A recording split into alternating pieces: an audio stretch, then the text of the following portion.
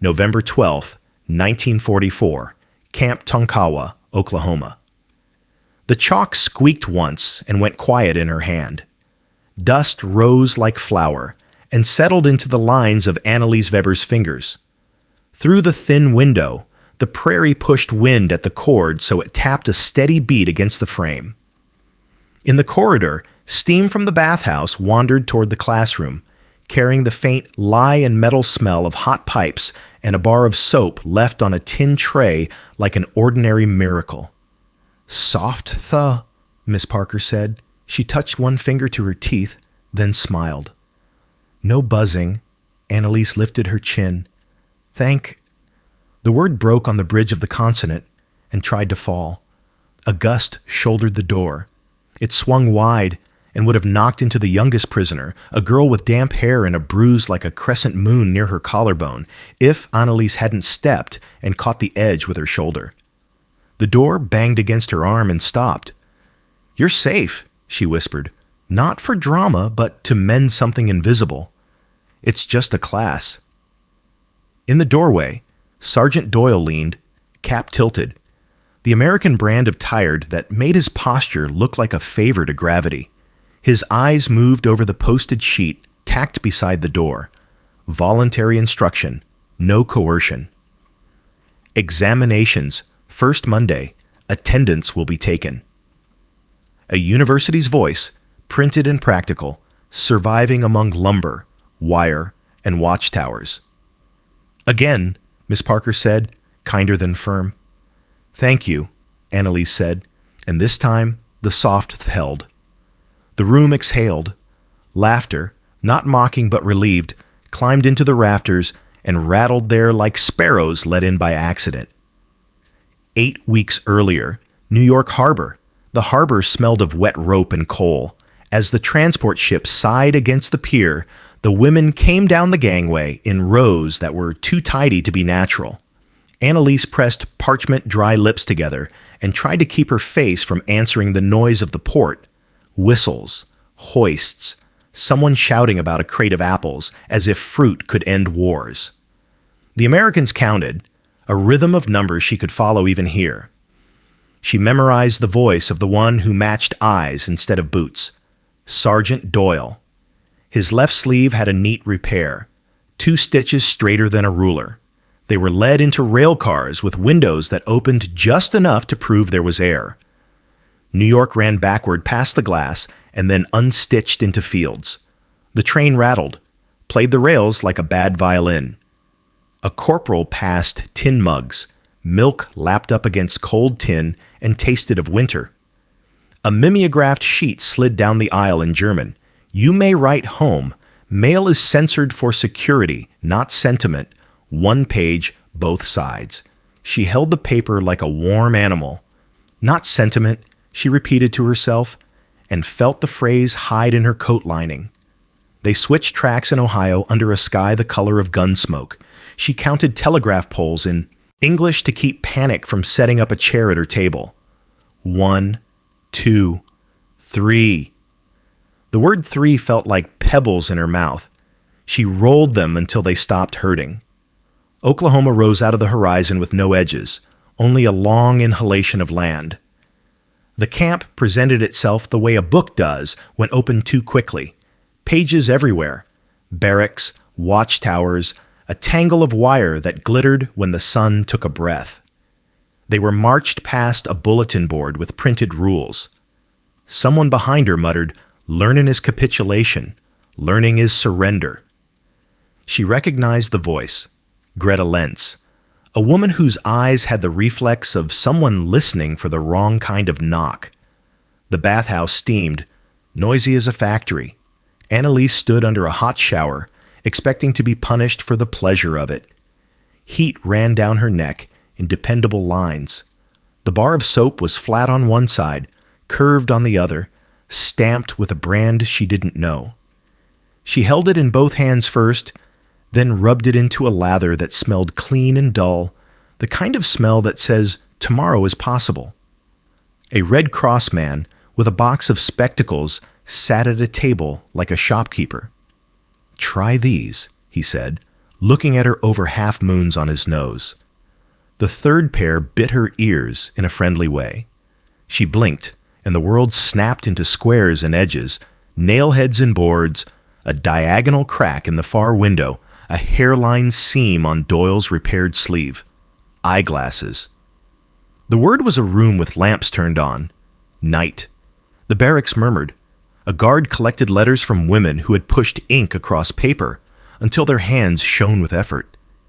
Annalisa started and stopped 3 times. "Dear Mama," she finally wrote, "I am safely housed. There are rules posted like at a university. There is hot water for washing. Do not be afraid I have forgotten us." She stared at the line about hot water until it felt like vanity. She left it, a small disobedience in the direction of truth. The classroom had a pine smell, sap caught in its throat. Miss Parker wore her hair pinned like a solved problem and rolled her sleeves as if time obeyed her. She slid dog-eared textbooks along a table. "Sign in," she said, tapping the attendance sheet. Her voice moved like a teacher in a storybook, carefully around meanings that might bruise. Greta signed and set down the pencil, as if it had offended her. "We should be learning how to take fences apart," she said under her breath. "Not their words." But she came every morning. Annalise noticed it the way one notices a bird returning to the same place, without surprise, and yet with gratitude. Miss Parker drew columns on the board, debits, credits, and words that had once paid Annalise's rent came back like good cousins. Invoice, ledger, payroll. Writing in English felt like balancing on the edge of a roof, but numbers were a path across, solid underfoot. When the chalk tugged against the slate, leaving a thick white line, she adjusted, her grip the way she used to adjust her shorthand when a speaker got excited. "Soft th," Miss Parker said, and Annalisa tried. Sank. "No," said the teacher's eyes. "Tank. Still no." The shape of the sound made a small ache at the root of her tongue. She practiced until the ache felt like a muscle that might one day thank her. On the notice board, a fresh paper appeared with brass tacks in each corner. Examinations scheduled. Rules as per college standards. No talking. No notes. Time limit, 60 minutes. The font had the calm of a hallway between lectures. Annalise stood in front of it a while, hands behind her back like a student who remembered how to wait her turn. At break, Doyle hovered in the doorway in a way that wasn't quite supervision and wasn't quite curiosity. "You ladies need more paper," he asked Miss Parker. The word ladies felt careful, as if he understood the room wasn't only made of walls. He left a stack, and on a private impulse he pretended not to have a wrapped bar of soap. Someone laughed, and the laugh dissolved into listening. That night, the bathhouse sang its pipe song. A woman cried, face turned into the spray so the sound became water. Annalisa pressed her forehead to the tile and thought, hot water isn't mercy or malice, it's a temperature. We decide the rest. She decided to keep coming to class. Learning is surrender, Greta said again on a Wednesday, with wind like a long sentence outside. She said it without menace, as if it had been assigned to her, and she was nearly done with it. If I sit still long enough, I go somewhere I cannot come back from, Annalisa said. If I move my hand, I arrive at a word. She didn't mean to sound poetic, but some truths come with their own ribbon. Greta's eyes softened. You were a secretary? I am a secretary, Annalisa said, braver than she felt. I write what is said and make it walk in straight lines. She gestured at the ledgers. Numbers feed people. Words hire the hands. Who would hire us? Greta's mouth made a bitter shape and then let it go. If there is a world on the other side of this, maybe it needs numbers and hands. Miss Parker called for attention, and in that satisfied quiet that follows a room choosing to learn, the class bent over its pages. Chalk dust settled on Annalisa's skin, proof of working. Her eyeglasses pinched less. Outside, someone tuned a harmonica into a tune that didn't know if it was sad or grateful. She thought both were allowed. Wind bullied the door until Doyle wedged a brick beneath it. 30 problems on the exam. Petty cash reconciliation, sales tax, a small payroll, an invoice with a deliberate error. Pencils made a soft sawmill sound. The wall clock's second hand clicked like a small metronome disciplining a bigger one. Annalisa counted her breaths in fours and let the numbers do their quiet work. Midway, she noticed problem 12 had a transposed digit. She raised her hand. "May I clarify the carry?" she asked. Miss Parker glanced, nodded, adjusted, and pointed her pencil like a tiny baton. "Proceed." Across the aisle, the new girl, Clara, shook her hand and tried to erase a mistake through the paper. The door, untrustworthy even with a brick, jumped. Annalise half rose and set her palm against it, flattening the panic before it had a chance to become a noise. "You're okay," she said softly. "It's only wind and math." Silence grew a spine and held the room up. When time was called, Miss Parker gathered papers like she loved them. The class drifted to the notice board and read the rules again, as if they could now sign a treaty with them. That evening, a report card appeared in a blue pencil hand. Name, Annalise Weber. English. B, accounting. A. The letters were themselves a kind of hospitality. Miss Parker shook her hand in front of everyone, a small ceremony, then whispered, "You'd make a good tutor." Annalise remembered a hallway in Hamburg and the sound of her own heels on tile, that old promise of competence. "I am still in here," she thought, and did not look away from the thought. She clipped the grade card to a letter home. "Dear Mama, I am writing numbers again. I learned to say thank you properly. I have glasses and fewer headaches. The showers are hot. I am being useful." She let that sentence sit, knowing the censor would read it and perhaps feel for a second the same desire to be useful. Winter invented new angles for the wind. The class wove itself through bad weather and better days. Annalise taught Clara the shape of the. The girl made her tongue into a quiet tool, and after 6 tries, crossed the small bridge. "Thank you," she said, and cried for long minutes in a way that was about more than consonants. Greta drifted toward the front row. She signed the attendance sheet with mild ceremony, as if greeting an acquaintance she planned to know better. "If you make me like this, I will blame you," she told Annalise without heat. "We will blame the numbers," Annalise answered, and Greta allowed the joke to land. V-Day came late to the prairie, delivered by rumor, and then by a poster. The camp's air changed without changing. Some soldiers in the men's compound shouted. Some sat down and stared at their hands as if their knuckles were maps. The women gathered at the notice board because when the world tilts, people report to rules. The education schedule grew instead of ending. Trades were added, sewing and typing. More English sections appeared. Miss Parker seeded the blackboard to Annalise twice a week. "Present perfect," she wrote, then laughed at herself for feeling proud of the chalk line under the term. On break, Doyle hovered again. "There's a Sunday ball game," he mentioned, as if passing on a secret he could deny later. Baseball in the men's yard, a ritual with its own posted rules and no-harm glares. The women watched. From a distance, as a language they didn't speak, chanted itself in innings. The harmonica reappeared some nights with a melody full of corners. When it wandered towards something like Home on the Range, a guard in the tower cleared his throat and then pretended he had been testing the speaker. In April rain, a crate of something sweet arrived for the kitchen. The rumor said canned peaches, the color of August put away for bad times.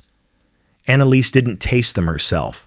Some good things are proof simply by existing, but she watched a woman in the chow line close her eyes when the spoonful touched her plate and thought, The body remembers summer, even when it's borrowed.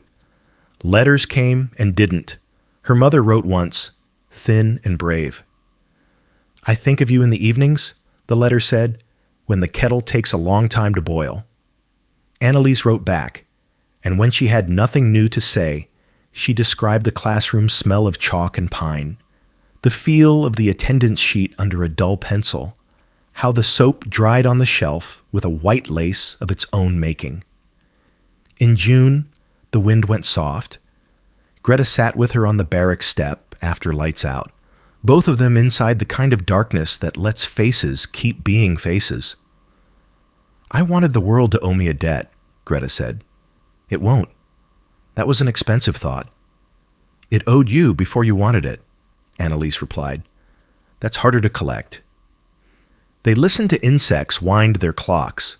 A train pronounced itself miles away and then wandered off. Annalise held the thin metal arm of her glasses between finger and thumb. It was warm from her skin, and evidence from someone's ledger that said glasses, one pair issued. She had been a line item and found that she could live with it. Miss Parker's hair frayed out of its pins on very hot days. She didn't smooth it so much as decide it was supposed to be that way. In class, she wrote new notices.